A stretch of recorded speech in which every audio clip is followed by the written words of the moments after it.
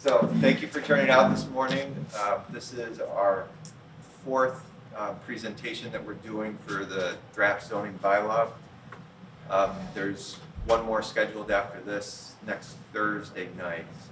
I'm glad that we're able to do this during the day to give people an opportunity to come out. I'm going to run through a very quick 12-slide presentation, kind of explain things and how we got to the point where we are, and then we can take questions after that. By the way, my name is Steve Sadwick. I'm the Assistant Town Manager. I've been working on this project for a couple of years now. So, to start the presentation, what I'm going to go over are the committee members, consultants, the activity of the committee over the course of the last 3.5 years, the scope that was laid out to the committee by the Board of Selectmen, and then new features that will be in this draft zoning bylaw, changes in how the bylaw itself is organized, additions to the bylaw, removals from the bylaw, some other significant modifications, and then just discuss zoning map changes. So that sounds like a lot, but like I promised, it's only 12 slides, and kind of interested in having a dialogue, questions, so that hopefully can answer any questions you have on what we're doing. So the committee was established by the Board of Selectmen. Mr. Fowler there is the planning board representative. Ed Johnson, who's with us this morning, is the building commissioner resident, and by virtue of being building commissioner, he is also the zoning enforcement officer. So Ed knows how the zoning bylaw operates, both the current one, and then his expertise kind of helped us on the draft. Richard Cuco, who has been a land use consultant in the town for a number of decades. In addition to working here in Tewksbury, though, Mr. Cuco has worked in a number of other communities, so he's able to bring to the committee how things are done elsewhere, both here in Massachusetts and some New Hampshire experience. Aaron Wortman is a planning director in the town of Stoneham that is a resident here in Tewksbury, and those initials after her name are for the American Institute of Certified Planners. So Aaron is a certified land use planner. And then Mark Kratman is the selectman representative that was appointed to the committee. On the consulting side, Judy Barrett has been in planning for 35, 40 years. Started this project with RKG Associates and then opened up her own firm, and we're in the middle of swapping out contracts. So for the second phase of the project, we ended up contracting with her. Judy was involved in our 2003 master plan. There was a master planning committee back in 2002 that worked on the master plan. And then she also came in at the end of our 2016 master plan update to assist us with that. Bob Mitchell served as planning director in Burlington, Vermont, Amherst, Massachusetts. He was an adjunct planning professor at UMass Amherst, and also worked for state government for a while before he started consulting. And then Bob Ritchie was an assistant attorney general with the municipal law unit, which is where we send all towns in the Commonwealth, send their zoning bylaws to get approval from the AG's office. So Bob had a wealth of experience and knowledge in reviewing bylaws and what to look for, and then he also provided some significant assistance when it came to our sign section of the bylaw, because signs are protected free speech under the Constitution. So there's a number of Supreme Court cases that Bob was kind of juggling when he was looking at how we have our sign section structured. And David Gamble is an architect that was brought on to assist us with town center design guidelines, which is kind of a new feature in the zoning bylaw, that we're establishing a certain set of design guidelines for development that would occur in the town center district here in Tewksbury. And then, like I said, I introduced myself. Anna McGinty here is to my left, and she is the town planner. She's been very helpful in pulling this together and working on the maps. And then Dawn Cathcart, who works in the building department as a permit technician, but for Ed. And she was serving as the recording secretary for this committee, but because of Dawn's experience as a recording secretary of the planning board and working in the building department, she too had a significant amount of contributions that were made to the project.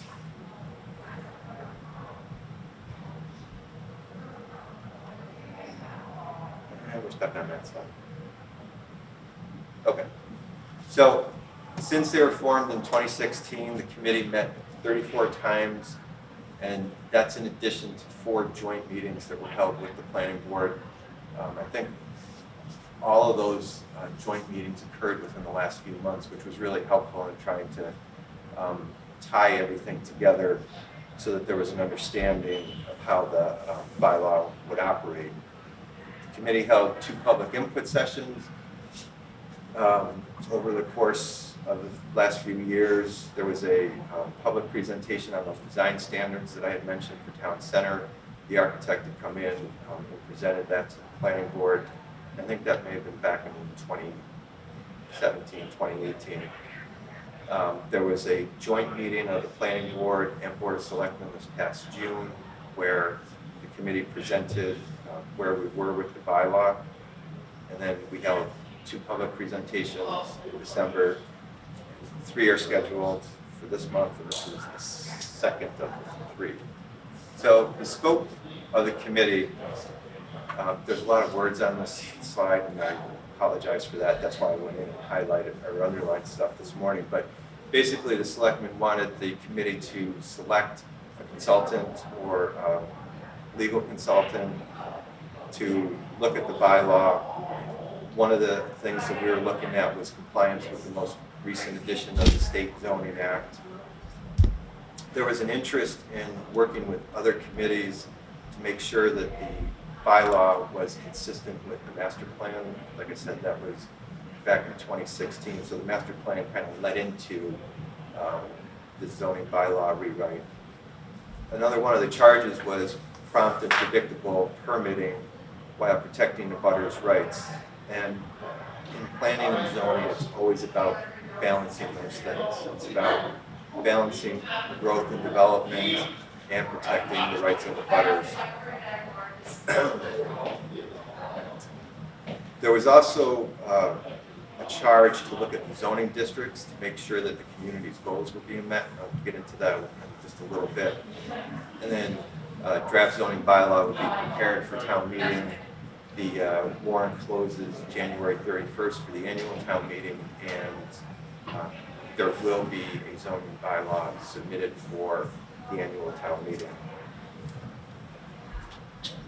So features of the zoning bylaw, there was a zoning diagnostic that the consultants did right away that kind of shared with the committee where there were issues of consistency both internally in the document and then with state and federal statutes. And one of the big issues, this document, the current bylaw was passed in 2002, so we're looking at almost an 18-year time frame right now where we've had a number of amendments have occurred to it over the course of almost 2 decades. And over the course of those 2 decades, you start seeing inconsistencies creep in because you may change something in one section of the bylaw and forget to change something in another section. And then when it comes time for permitting, it comes down to, well, which one is the controlling regulation. So that was one of the things that we were able to do in this process, which was to really tighten up to make sure that it was consistent internally. And like I said, we had the review from the consultants on state and federal statutes. The bylaw was also recodified to make it easier for use and for future updates. The numbering system that we shifted to in 2002 started to become a little bit unmanageable when we were doing amendments. It was just by nature of the choice of this numbering sequence. So we're going to a system that's going to make it easier for future amendments. And also, when I say ease of use, we've put the definitions up front. We've brought site development standards. Right now, you can find them in 3 different sections of the current bylaw. So it makes it very challenging for someone that wants to develop their property to find what the rules are, because you have to know where to go in the current bylaw. And then, even for butters, if they're concerned about parking at an adjacent commercial development, that resident would have to try and navigate through the existing bylaw. In this draft, everything is in one section to be found. We are proposing amending the zoning map to reflect those 2 master plans, the 2003 and the 2016 update. We reduced a number of overlay districts, and just a little bit of history on the overlay districts in town. We've kept 4 in this bylaw, but the ones that we removed came out of efforts in 2009 to break Route 38 up into separate zoning districts. Currently, or before they did the overlay districts, Route 38 has an underlying zoning district of commercial district, which runs from the Lowell line to the Wilmington line. And I think everyone knows that there's different neighborhoods or different characteristics along Route 38. There's things that we may want to see up by 495 that don't make sense down in South and Salem Street. So the attempt was to first, by the efforts of 2009, to use these overlays to try and incentivize and add additional uses. And what this bylaw is doing is saying, we're not going to have overlays on Route 38, and we're not going to have a commercial district that runs the entire length of Route 38. We're going to create separate districts for separate sections of Route 38. And like I mentioned earlier about strengthening design guidelines for town center. So new features, and this came up in a number of conversations with the public, with officials, with the planning board committees. The bylaw being proposed is going to cap all multifamily developments to 7 units per acre, except in the town center. Anyone that visits villages or town centers knows that you want to have some type of density in that area, because that creates walkability. It adds a liveliness to a town center or a downtown area. So that is the only place where it remains uncapped. And there's other controlling features in the bylaw that will have some impact on the density. But I think everyone's aware that we've had projects throughout town, Main Street, Livingston Street, it's making its way up to Andover Street, where the densities are being pushed because there are no caps on the densities for a lot of these overlays and where they're located. 7 units per acre is something that the town accepted back in 2004, I think it was, when we started going to inclusionary zoning, which is zoning that requires an affordable component. Prior to that time, it was 6 units per acre, and when the article was brought forward, it was, well, if we're going to ask for affordable units in a development, maybe we'll give an additional unit. So 7 has been the number that we've really worked off of for like the last 16 years. And it's reflective of a number of developments. That's what we've worked off for the last 16 years.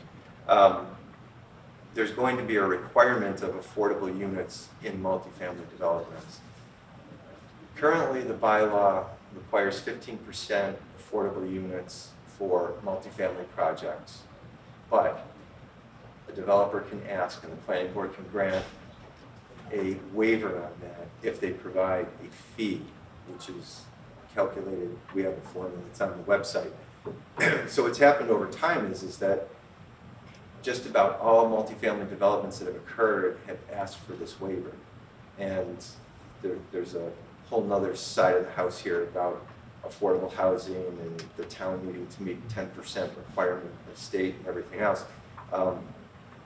instead of seeing our affordable numbers going up as these developments are being built out, we're getting money instead, which is kind of putting the burden on the town to do development of affordable housing projects. Whereas when this was originally contemplated, it was supposed to occur in the developments. So the new bylaw is proposing that multifamilies are required to have affordable units in the development. And I say multifamily because there's another type of development, which is an open space residential development, which is for subdivisions. And in that one, the committee and the planning board kind of agreed that they would leave that to allow for the fee in lieu of, based on different subdivisions. If you have a large subdivision, you may want to have the affordable units in the large subdivision. If it's a significantly small subdivision, you may not want to have one house that is kind of singled out as being the affordable house. So there's a little bit of flexibility there, but if this is approved going forward, affordable units would have to be in multifamily developments. I mentioned about strengthening design guidelines. I'd also mentioned about reducing the confusion to everybody by replacing a significant number of those overlays with just base zoning districts. I think I covered a lot of this other stuff. Added criteria for issuing special permits. So whether it's the planning board or the Board of Appeals, when they are granting special permits, they need something that they are going to judge that project on. And so we've added criteria in this zoning bylaw so that both the boards have guidance, the developers have guidance to know what they need to work towards to get approval, and then the abutters know what the boards should be looking at. I mentioned about rewriting the sign section and also about the site development standards in one section of the bylaw. So this is, I might already threw all these, but this is how the new bylaw is kind of laid out. And you can see section 5 here is consolidates district regulations. So it gives a description of the districts. It has the design, dimensional, and density requirements in that same section. And then it also has the use regulations in that section. So it makes it very easy in one section to find out what you can do with your property. Section 6 is that one that has all of the development standards listed in there. And then 7 and 8 are kind of special regulations and other development regulations, but those are things like family suites, home occupations, multifamily developments, affordable housing requirements kind of fall in those last two sections. And again, definitions was put up front so that it was easy for people to find, and it was the first thing you saw when you entered the bylaw itself. And I think I pretty much went through that. I do want to talk about that last item there, adult use marijuana establishments. When recreational marijuana was passed, the town put 2 bans in place. One was on retail sale of recreational marijuana, and the other one was on other types of recreational marijuana activity.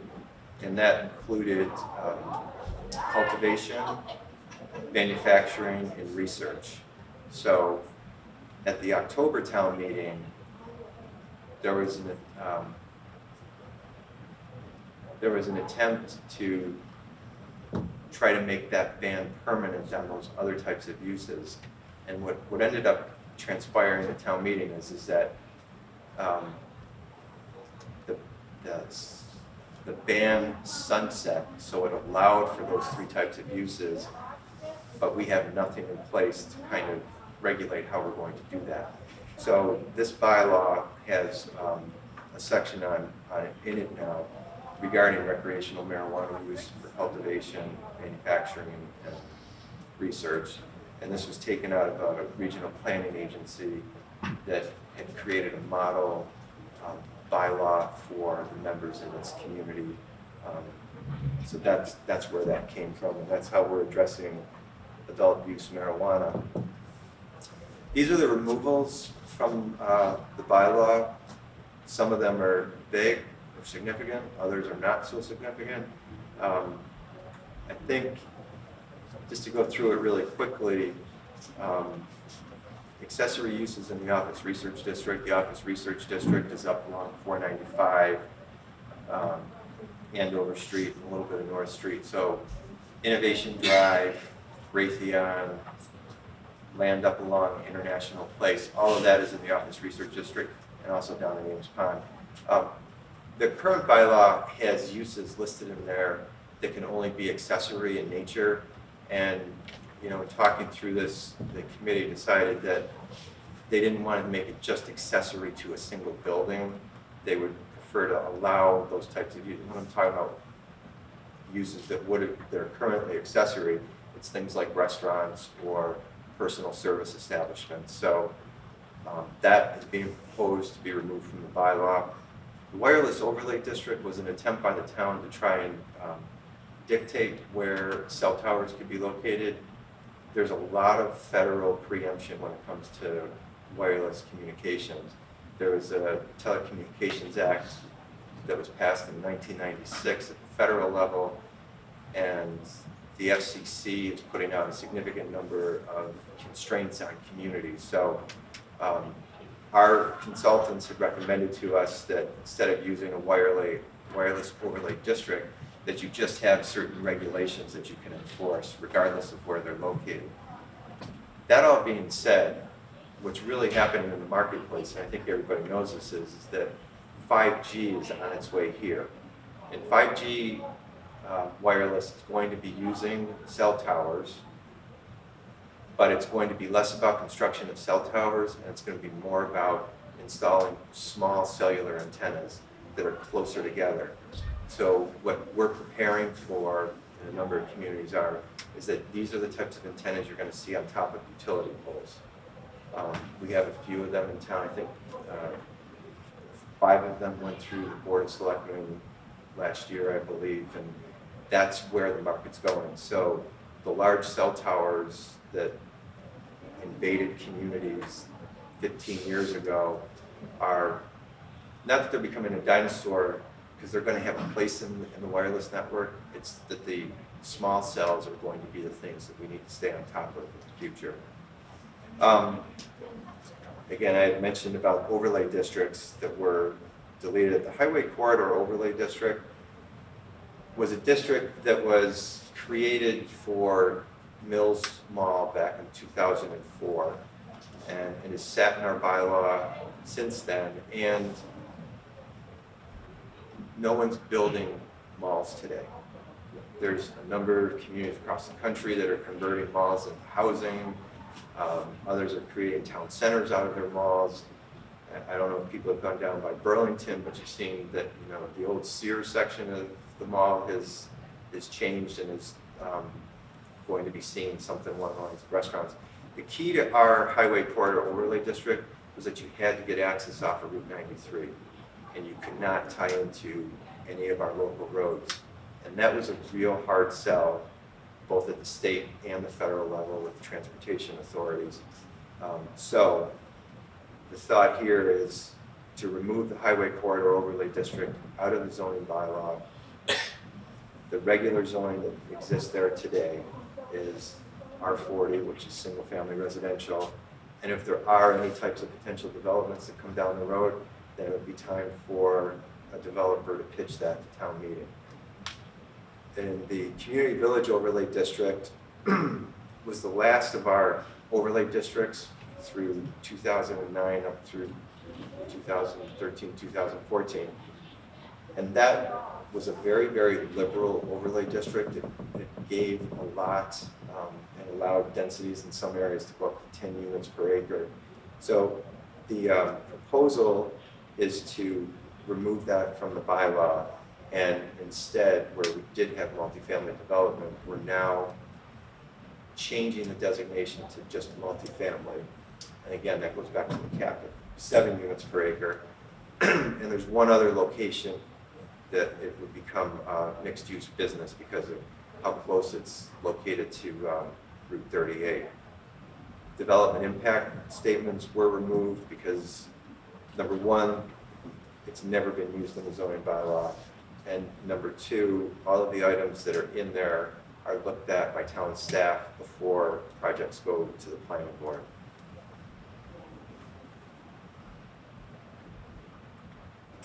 Just some other quick things here. I don't want to talk about A because I've talked about overlays enough. Item, yes.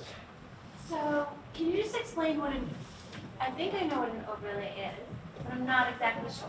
Okay. Just a brief explanation. So I think everyone, hopefully, everyone knows that just straight up zoning is what we allow and don't allow on certain parcels.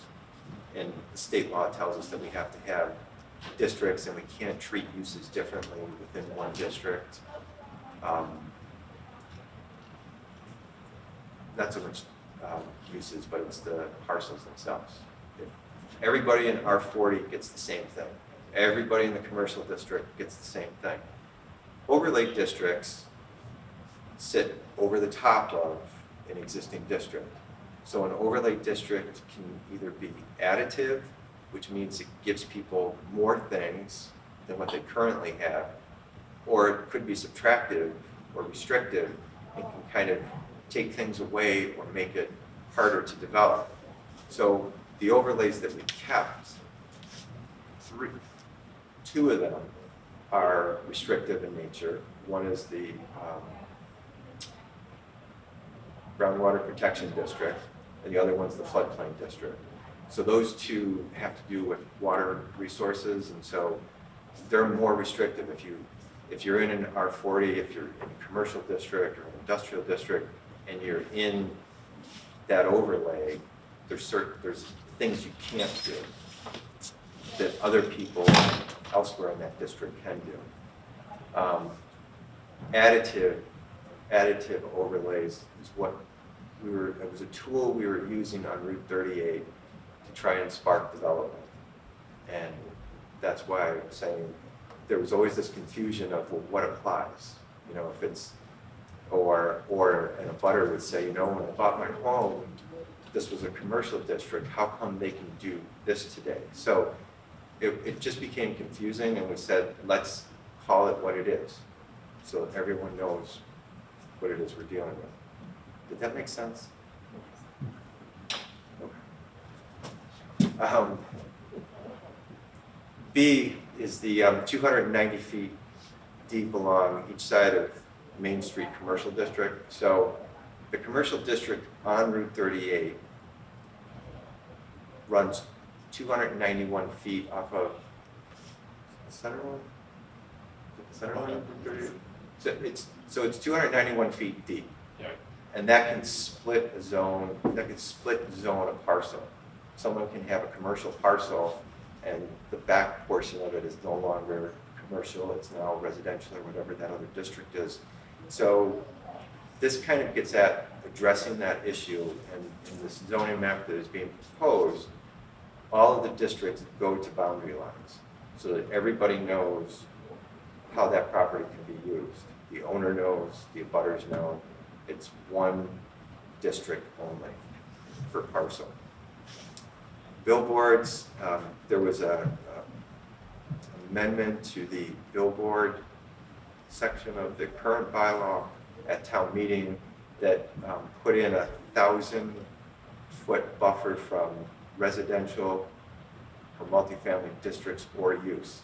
So now, why it's kind of important to differentiate between district or use is because you can have a single-family home that may be pre-existing in an industrial district, and the attempt here was to keep billboards away from those uses that may not be conforming in their district. So the committee looked at this a little bit more closely because that amendment hit a town meeting, and a lot of people didn't know how to respond to it or what the impact would be. So the committee looked at this a little bit more closely and decided that 500 feet from a residential use made sense because, you know, again, a residential district could have a house here and extend all the way here and have no housing, and then you have to go 1,000 feet from that district line. So they basically said it's 500 feet from the residential use itself. Medical marijuana was put in the bylaw 4 or 5 years ago, and that passed at the state level. And we have a very restrictive medical marijuana bylaw, and that's why we don't have any medical dispensaries in town. So one of the remedies to this was to remove the cap on the size of the facility.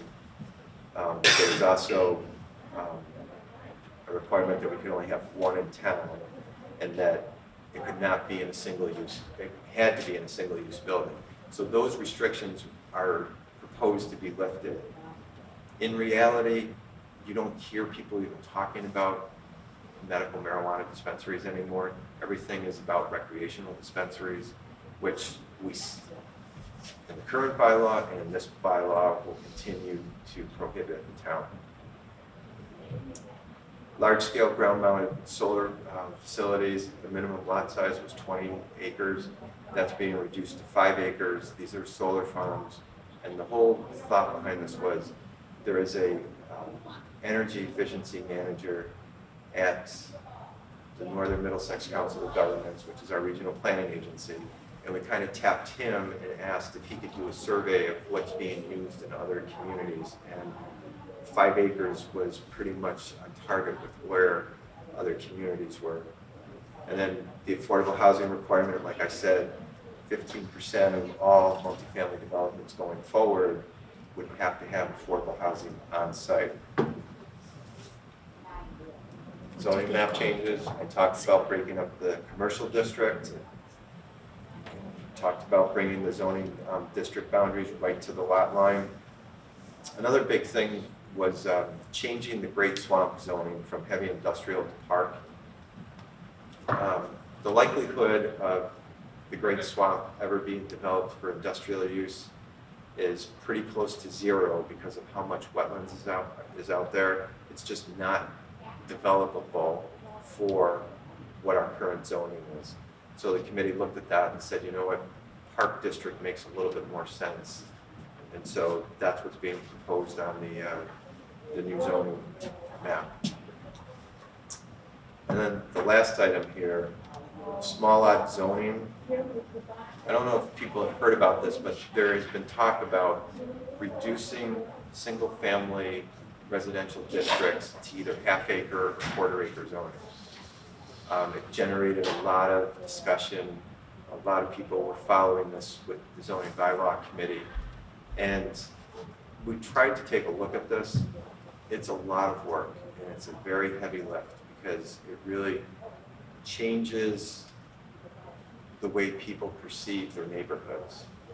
It changes how, and interestingly, it changes those neighborhoods, but the thought behind it was to make the zoning reflective of what's in the neighborhood. So in South Tewksbury, where you have small lots, instead of holding you to a 1 acre standard, maybe you should have zoning that is quarter acre, which relates to what the neighborhood is. So we had this conversation, and it took a number of meetings. And finally, in discussing this with the planning board, we looked at other communities and came up with dimensional requirements for R10, which is quarter acre zoning, and R20, which is half acre zoning. And with those dimensional requirements, we put them in the draft zoning bylaw. We did not make any changes to the zoning map.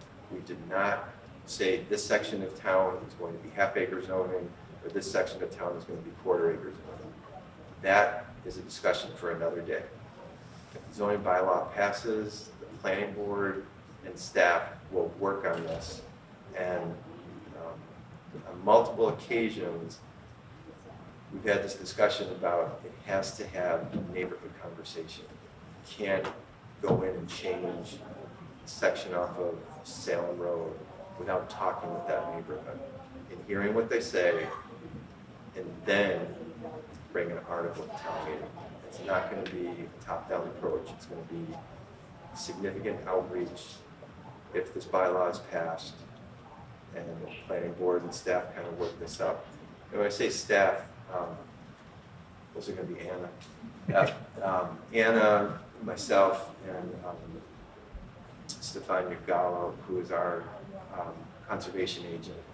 There's a number of things that we can do with our computers today with geographic information systems to run statistics on size of lots in certain neighborhoods. And we can capture a neighborhood and look at it and say how many vacant parcels are in this area, how many have been developed, what's the average size, how many lots meet the size. So there's a whole bunch of statistical analysis that we would do in addition to discussions with the neighborhood. So we're on item number 2. No, I was supposed to change that to a 20.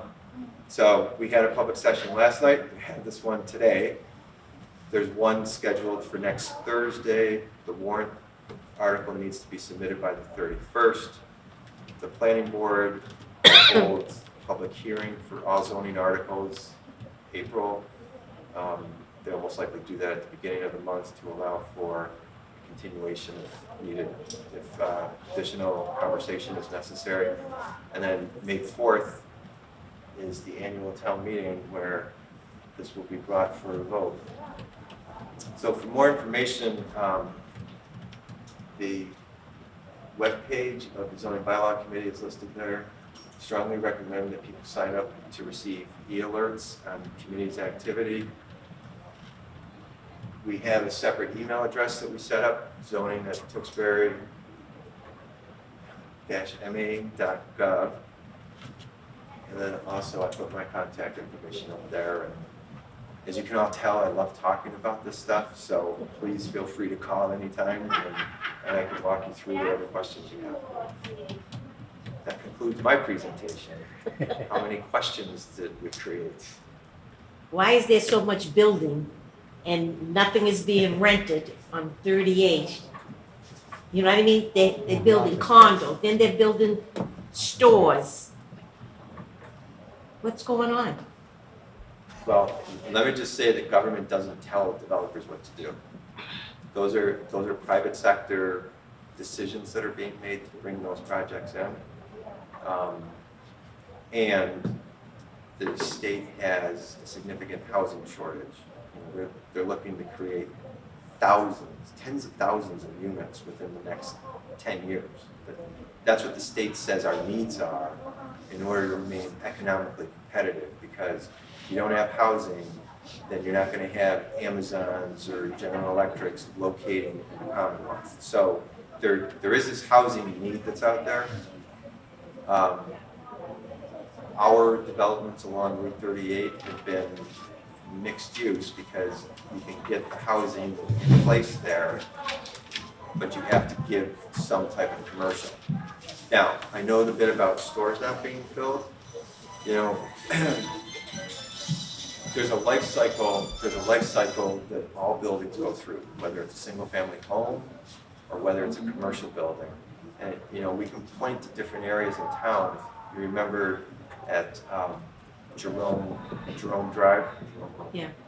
So at Jerome, I mean, the old Wicked Cheesy building that was there in the consignment shop, that was an eyesore in town that a developer came in with housing and commercial and tore that building down and has now put up a new building there. Where between that and Marshall Street, the first really mixed-use development that went in there, if you remember, that was the old dentist's office. It was that greenhouse that was dilapidated, and so that went through its life cycle. It served its purpose at one point in time, and it's now been redeveloped. And what you're going to, there's no easy answer to this because it takes a long time for things to finally reorganize themselves. But you're going to see in a lot of these new commercial spaces, some people are going to vacate existing dilapidated buildings and move into the new buildings, and then that presents another development opportunity to tear down and build up the dentist. I can help a little bit with some of that. But with this new bylaw, it's going to eliminate some of them. A lot of those things we created with an overlay district. And some of the overlay districts, as he explained, are gonna be going away. And the fact about, they did a little, it was pretty interesting down at the Walmart Plaza. Remember that was empty for years in front of Walmart? Well, one time they started, you got a couple tenants, and I said to the gentleman, and it was a management company, I said, how come this place was never rented? What's going on? He goes, we had a management company that was charging too much for rent. He goes, it was double. So a lot of the non-rental is the owner, the property owner thinks he's gonna get, the moon for the rent. It hangs in there.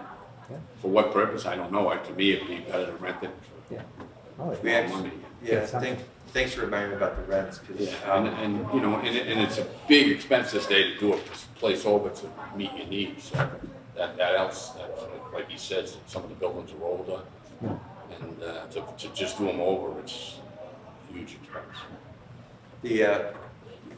the chief assessor, she had run some numbers. Joanne has a really good program to look at commercial property in the region. So this was probably about 3 or 4 months ago, she had run numbers to look at rents and what people were getting per square foot. And we are higher than most of our surrounding communities. I think we may be number 2 to Westford, compared to Billerica and Wilmington. Their rents are much lower, and their sales of commercial property, I think, are selling at a lower per square foot cost than what we see here in town. So our prices are a little bit higher, which, as Ed alluded to, kind of keeps things vacant a little bit longer. I see more condos going up. It's just, this is condo city, let's face it. Well, Condo city and townhouse city, that's what it is. yes, I'm not going to disagree that that's the type of development that's occurring. Those places are filling up quickly, and what we're not seeing is the 300-unit developments that they're seeing in Chelmsford and Westford right now. So they're getting some massive developments over there because of the way our zoning, and just by the size of our parcels, it kind of constrains the development to something that's a little bit smaller. And you've seen them in all communities, even you go over to Kingston, I was shocked. I was like, 2 miles and it was all new housing and high density. I've got a lot of homes that were put in over there. At the end of the day, this bylaw is going to be capping those densities, and it said in some instances longer than 38, it's not going to be allowed. So if you're displeased with how things are now, this is going to make things better. You think so?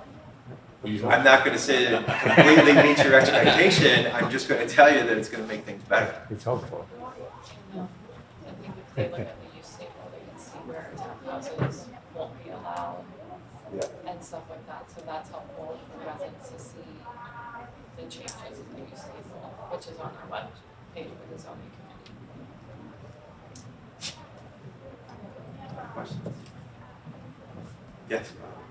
I'm of the understanding that the new zoning, you cannot put single-family home on Route 38 out in front. Is that correct? Condos. Single family? Yeah, single family. Single family, we would not be able to do that. You'd not be able to do it anywhere on 38. That's how it currently is now, without a special permit. Without a Yeah. special permit. You need a special permit for planning. But will they still be able to get that special permit? No. No, okay, that's my. Yes. I have a question about transitional, Yes. which is no more. No, it's still. Well, the district remains. The district remains. What's in, you saw that it was, the regulations were removed for that, because those regulations that are there are covered under criteria for special permits. Most of the stuff that's allowed in the transition district requires a special permit if it's outside of single-family housing. Is it The what, the the transition? transition district? Well, the regulations are still on there. For all uses. Okay. That's why it's not It's not eliminated. It's not Okay, eliminated. I live on Hinkley, so Hinkley, Pinewood, and Tanglewood I think is the only transitional. Yes. Correct. Okay, and right now, in that area, there's 8 single-family houses that sit right there on Main Street. Yep. One is actually one of my neighbors, he runs the preferred electrical out of a house, which is fine. The other one was, they restored antique cars. Yep. But that's now closed and I see a for sale sign. So somebody that decides, I'm gonna run a hairdresser's business, can they go in there? Yes. Hairdressing business could. But there's Even- been other businesses that approached us, and Mr. Savage's been in on the meetings, and Cause parking we is, told them absolutely. yeah, horrendous. I'm one of the few places that have the half acre, everybody else has the quarter acre. But those driveways are small, people that live in those ranches, you get 2 cars in there. So if you're gonna run a business in there, I don't know where you're gonna park. So that is really one of We my. haven't had any of that. Okay. And, I mean, I'm not saying it's impossible, but the hair salons look for strip malls, Yeah. places that have inexpensive rent.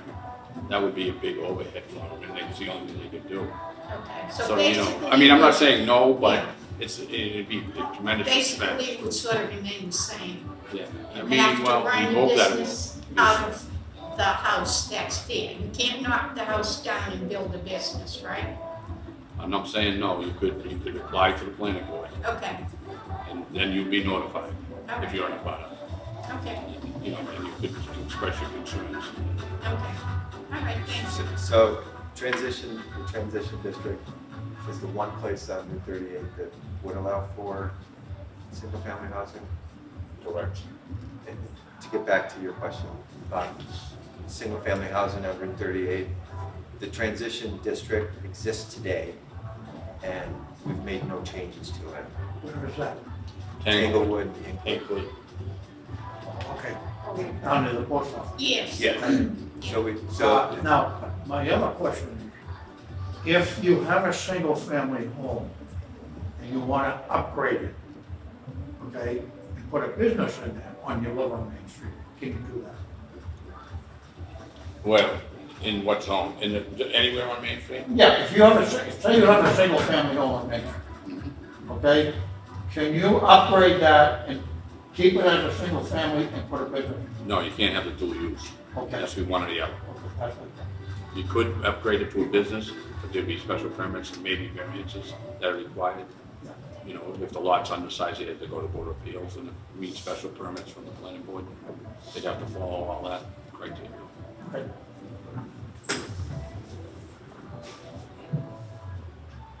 Any other questions? Well, remember that contact information. The website, special email address, and then my phone number and email. You can get on that through the town clerk, right? If you sign up. Yeah, for the- Thing through the town for the clerk, alerts. you can go on that, and get all the, Yeah, I get it, that's fine, It's Yeah. automatic. yeah. So if you go onto the website, you'll see that, the logo for e-alerts, and that you'll automatically get an email or a text or some sort of notification whenever we post a zoning bylaw meeting. Any meeting, you could follow selectmen meetings, you could follow, whenever we post news and announcements, or, various other committees. No, but you can sign up for different things. You don't have to do the whole list, but you Right, can you just can, check you can off. choose what you and want get to be the email. notified about, Because I get it, you know, yes. and So it- it's it's a good, great it's a good tool system. to stay informed on things that you're interested in. Yeah. all right. Thank you all for coming out this morning. Thank you.